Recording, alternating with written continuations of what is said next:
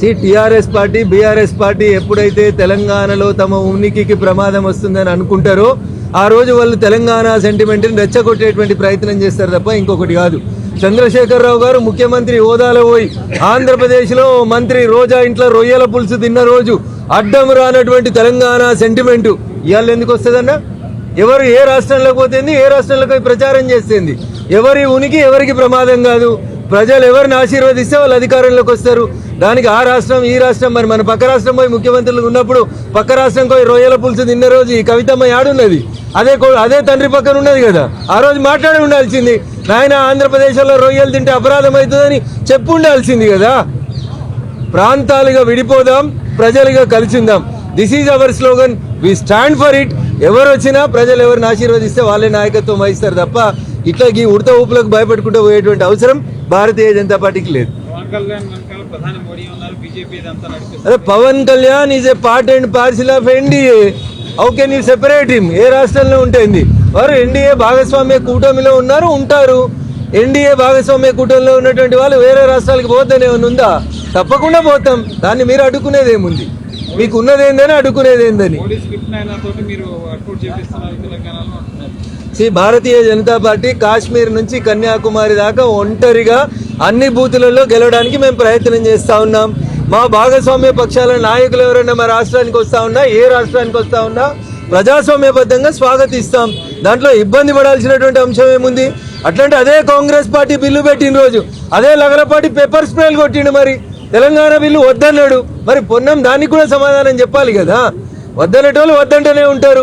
వచ్చింది కదా రాష్ట్రం, సాకారం అయింది కదా, పాలించి దానికి మంచి ప్రజలకి మేలు చేయాలనేది కాంగ్రెస్ పార్టీకి ఈ సందర్భంగా నేను చెప్పేటువంటి సూచన. లగడపాటిని హైదరాబాద్ రాణిస్తలేదా కాంగ్రెస్ పార్టీ? లగడపాటితో సర్వే చేయించుకుంటలేడా రేవంత్ రెడ్డి గారు? కాబట్టి మాటలు అవసరం ఉన్నప్పుడు సెంటిమెంట్ని రెచ్చగొట్టడానికి వాడడం అనేది సరి అయింది కాదనేది నా భావన. Thank you.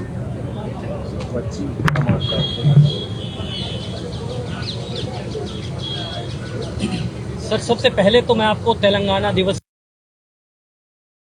సార్ మీ భాగస్వామ్య పక్షి జనసేన అధినేతని తెలంగాణలో సభ పెట్టలేకపోవడం, తెలంగాణ నవసంకల్పాన్ని ఒక తెలంగాణ సమస్యలపైన ఆయన మాట్లాడే ఒక సభ పెట్టుకున్నారు, దానికి అనుమతించలేదు. ఎట్లా చూస్తారు దీన్ని? ఇది కాంగ్రెస్ పార్టీ. రేవంత్ రెడ్డి గారు అంటారు మా కాంగ్రెస్ పార్టీలో ప్రజాస్వామ్యం ఎక్కువ ఉంది, ఎవరైనా ఎక్కడైనా ఎప్పుడైనా మాట్లాడొచ్చు అని అంటాడు. మరి అట్లాంటప్పుడు పక్క రాష్ట్రం ముఖ్యమంత్రి వచ్చి ఒక సభ పెట్టుకుంటే కాంగ్రెస్ పార్టీకి వచ్చినటువంటి ఇబ్బంది ఏముందో నాకు అర్థం కాలేదు. దేశంలో అనేక మంది అనేక ప్రాంతాలకు వెళ్ళి మాట్లాడుతూ ఉంటాం. రేవంత్ రెడ్డి గారు ఢిల్లీ కూడా వచ్చి మీడియాతో చిట్ చాట్ చేస్తూనే ఉంటాడు. అట్లే ఇంకో రాష్ట్ర ఉప ముఖ్యమంత్రి పక్క రాష్ట్రానికి వచ్చి ప్రెస్ మీట్ పెడితే ఎవరికైనా లేదా సభ పెడితే ఎవరికైనా అంత ఆందోళన చెందాల్సినటువంటి అవసరం అయితే నాకైతే ఏం కనబడతలేదు. అంటే తెలంగాణ పాకిస్తాన్లో ఉందా, మిమ్మల్ని ఎందుకు రానివ్వరు, ప్రజాస్వామ్య దేశం కానీ ప్రభుత్వం ఇట్లా వ్యవహరించడం సరికాదంటున్నారు. అది నేను అదే చెప్తా ఉన్నాను. ఎవరు ఎక్కడ సభ పెడతామన్నా, ఏ నాయకుడు పోయి ఏ రాష్ట్రంలో సభ పెడతామన్నా అభ్యంతరాలు చెప్పాల్సినటువంటి అవసరం అయితే ఎవరికి ఉందని నేను అనుకోవట్లేదు. మరి కాంగ్రెస్ పార్టీ రేవంత్ రెడ్డి గారి నాయకత్వంలో ఎందుకు ఆ సభకు అనుమతి ఇవ్వలేదో కాంగ్రెస్ పార్టీ చెప్తే బాగుంటుంది అనేది. ప్రభుత్వం కూడా దృష్టి సారించాలి, బెంగాల్లోకి అమిత్ షా రానివ్వనన్నారు, కానీ అక్కడ బెంగాల్ ప్రజలు టీమ్సీకి ఒకటి చెప్పారు. కేంద్రం కూడా తెలంగాణపై దృష్టి పెట్టాలని చెప్పి ఆయన కోరుతున్నారు. తెలంగాణ భారతీయ జనతా పార్టీ రెండింటి మధ్యలో అవినాభావ సంబంధం ఉంది. భారతీయ జనతా పార్టీ లేకపోతే తెలంగాణ రాష్ట్రం లేదు.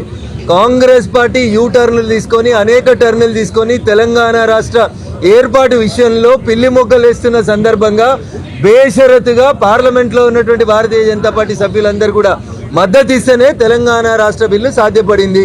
ఇక దానికి ఎవరు ఏం మాట్లాడినా కొత్తగా మేము చెప్పాల్సిందేం లేదు.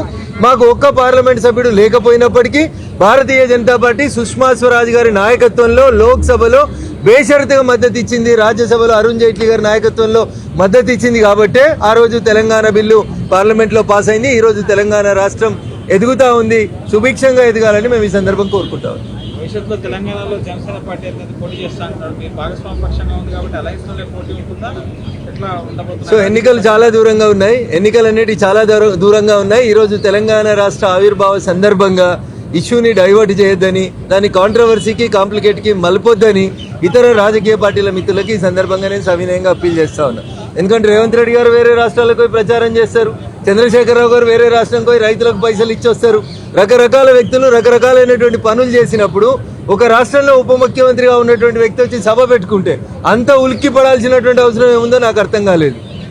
తెలుగు రాష్ట్రాల మధ్య మరోసారి విద్వేషాలు రెచ్చగొట్టుకునేటువంటి ప్రయత్నాలు జరుగుతున్నాయి ఈ అంశంతో.